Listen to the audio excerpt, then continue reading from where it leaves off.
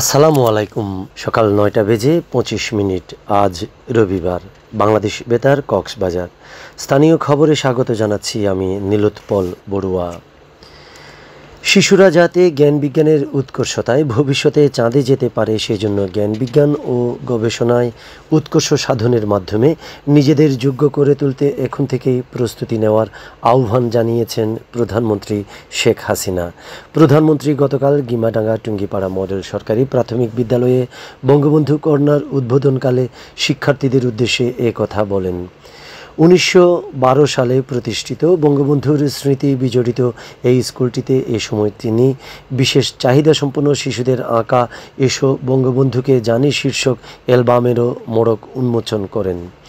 সরকার প্রধান বলেন, আজ যে উদ্যোগ এখানে নেওয়া হয়েছে এবং বিশেষ চাহিদা সম্পন্ন শিশুদের আঁকা ছবি দিয়ে অ্যালবাম করা বা ছবির মাধ্যমে ইতিহাসকে তুলে ধরার এই উদ্যোগের জন্য শিক্ষক, প্রশাসন এবং জনপ্রতিনিধি সহ সংশ্লিষ্ট সকলকে ধন্যবাদ জানান।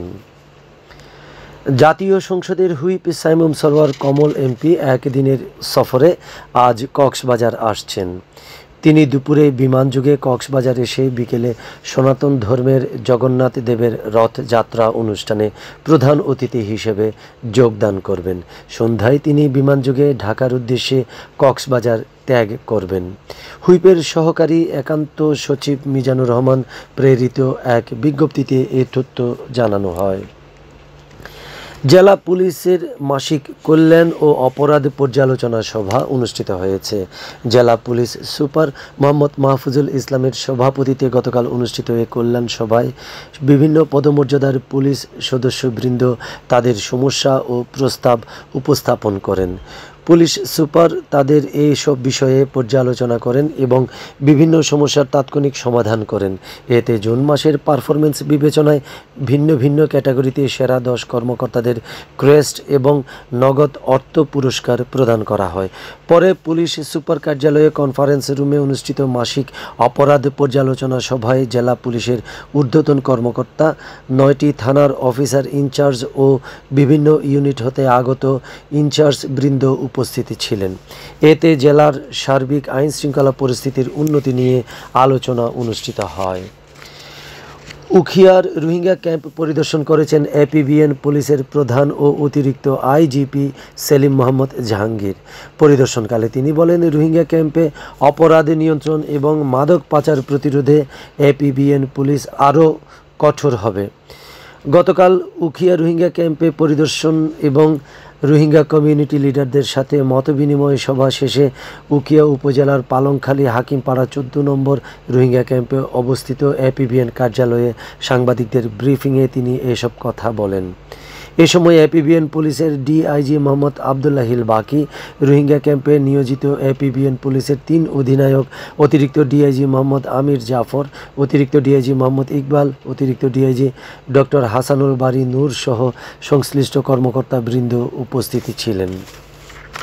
পেকুয়ায় পুকুরে মাছ ধরতে নেমে এক কিশোরের মৃত্যু হয়েছে। গতকাল দুপুরে সদর ইউনিয়নের পশ্চিম নন্দীর পাড়া গ্রামে এ ঘটনা ঘটে। নিহত মিফতাহুল ইসলাম ওই এলাকার সাবেক সেনা কর্মকর্তা লিয়াকত আলীর ছেলে। স্থানীয় সূত্রে জানা যায়, শিশুটি দুপুরে বাড়ির পুকুরে জাল দিয়ে মাছ ধরতে নামে। পরে পুকুরে তাকে দেখতে না পেয়ে খোঁজাখুঁজির এক পর্যায়ে ভাসমান অবস্থায় তাকে দেখতে পায় স্বজনরা। এরপরে উদ্ধার করে পেকুয়া সদর হাসপাতালে নিয়ে গেলে কর্তব্যরত চিকিৎসক শিশুটিকে মৃত ঘোষণা করেন। স্থানীয় ইউপি সদস্য আবু সালেক এ তথ্য নিশ্চিত করেছেন। গতকাল পশ্চিম নন্দীর পাড়ায় মাদ্রাসা প্রাঙ্গণে তার নামাজে জানাজা অনুষ্ঠিত হয়। আবহাওয়া এখন জানিয়ে দিচ্ছি বাঁকখালী নদীর মোহনা সংলগ্ন এলাকার সামুদ্রিক জোয়ার ভাটার সময়সূচি। আজ ভাটা শুরু হবে বেলা 11টা 31 মিনিটে, চলবে সন্ধ্যা 6টা 7 মিনিট পর্যন্ত। সব শেষে পর্যটক বার্তা।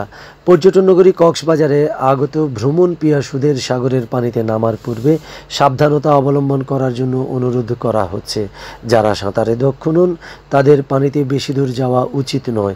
ভাটার সময় স্রোতের সাগরমুখী টান প্রবল হওয়ায় সাগরের গভীরে ভেসে যাওয়া এমনকি প্রাণহানির আশঙ্কা থাকে।